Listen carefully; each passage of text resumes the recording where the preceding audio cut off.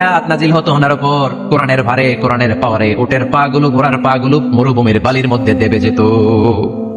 এত পাওয়ারফুল বাণী। লাউ আনজালনা হাযাল কুরআনা আলা জাবাল লারাআইতাহু খাশিআন মুতাসাদ্দিআন মিন খাশিয়াতিল্লাহ। হে নবী, কোরআনকে আপনার কাছে না পাঠিয়ে পাহাড়ে নাজিল করলে, মাউন্ট এভারেস্টে নাজিল করলে, তুর পাহাড়ে নাজিল করলে, আল্পস পর্বতমালায় নাজিল করলে, আলাস্কা মাউন্টেন রেঞ্জ এটার উপর নাজিল করলে, এই ময়মনসিংহের গারো পাহাড়ের উপর নাজিল করলে, মুহূর্তে এই পাহাড়গুলো ভেঙে চুরে চুরমার হয়ে খান খান হয়ে যেত। তার মানে এই বাণীটা কি হালকা না শক্ত? ওটের উপর থাকা অবস্থায় যখন কোরআন নাজিল হতো, ওটের পা দেবে যেত।